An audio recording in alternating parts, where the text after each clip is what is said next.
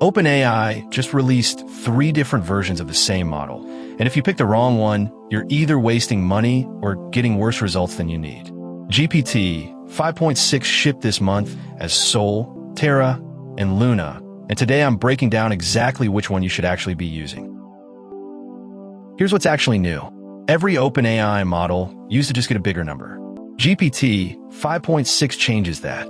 The number is still the generation, but Sol, Terra, and Luna are now separate tiers that can each get upgraded on their own schedule.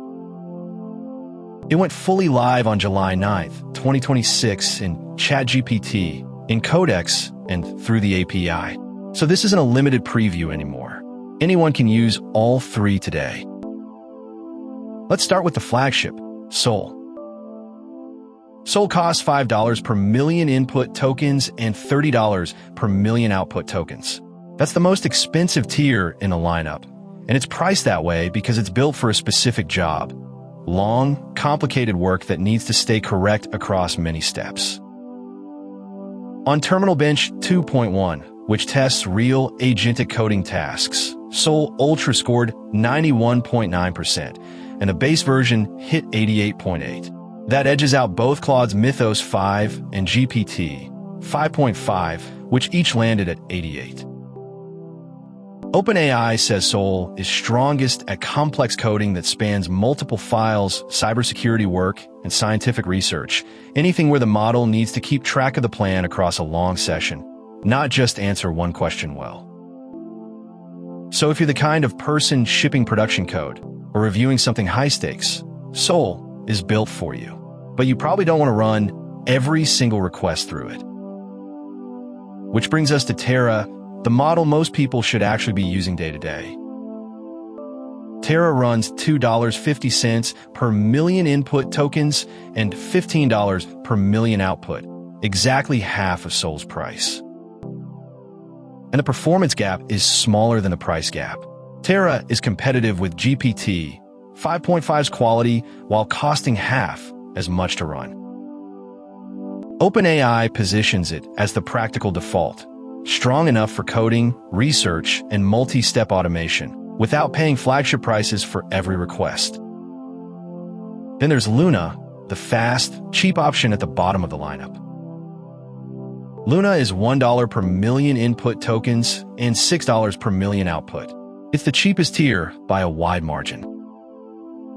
It's a low-reasoning model, meant for volume, not depth, summarizing documents, labeling data, extracting information, drafting a rough first pass you'll clean up with something smarter. Think of Luna as the triage layer. It's not trying to be smart. It's trying to be fast and cheap at scale.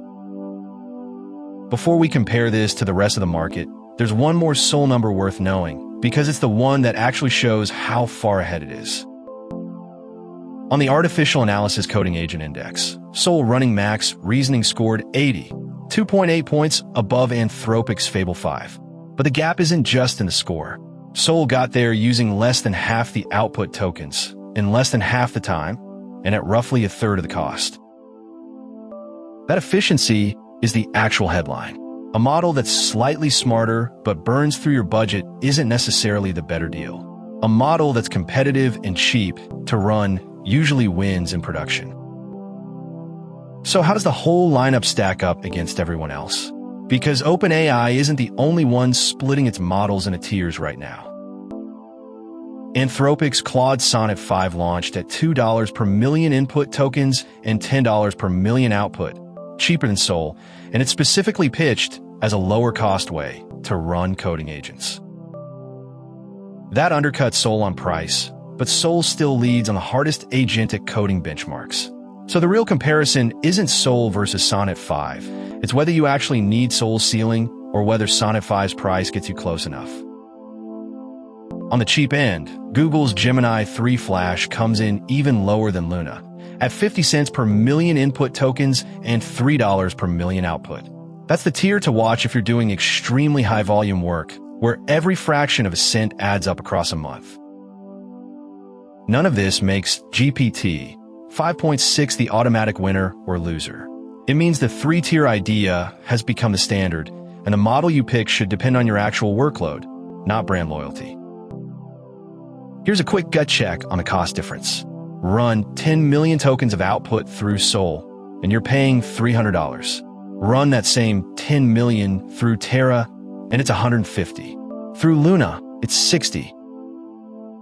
That gap is exactly why the routing strategy matters more than which single model is best. There's also a shared feature across all three that's easy to miss but actually saves real money: smarter prompt caching.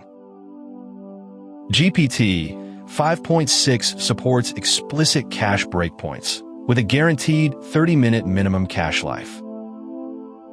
In plain terms, if you're sending the same long context repeatedly, like a codebase or a big document, you're not paying full price to reprocess it every single time. So how do you actually decide which model to use? OpenAI's own guidance amounts to a routing strategy, and it's worth stealing. Luna handles the stuff that doesn't need much thinking: monitoring, triage, summaries, quick labels. Terra handles the main path: planning, drafting, coding, research, the actual work that makes up most of your day. And Sol is reserved for escalation, security review, high-risk changes, and a handful of problems that are genuinely hard to reason through. Picture a real workflow. Luna scans incoming bug reports and tags them by severity. Terra picks up the medium ones and writes the fix. Sol only gets called in when Terra's fix touches something security-sensitive or keeps failing tests.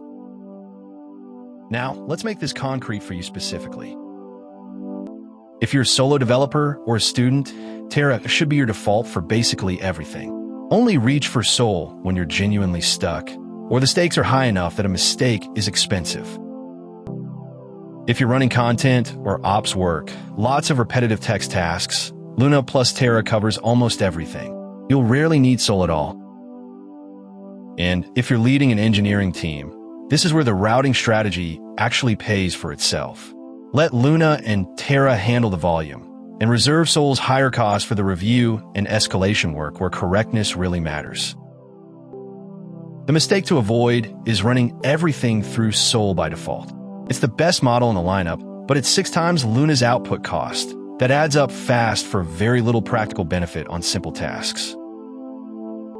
So to recap, Sol for hard, long horizon work, Terra as your everyday default, Luna for fast, cheap, high-volume tasks, and smarter caching underneath all three that quietly cuts your bill if you're sending repeated context. If you've actually tried GPT 5.6, I want to know which tier are you defaulting to, and has it saved you money? Drop it in the comments. And if this saved you from picking the wrong model, subscribe. I break down exactly how to use tools like this every week.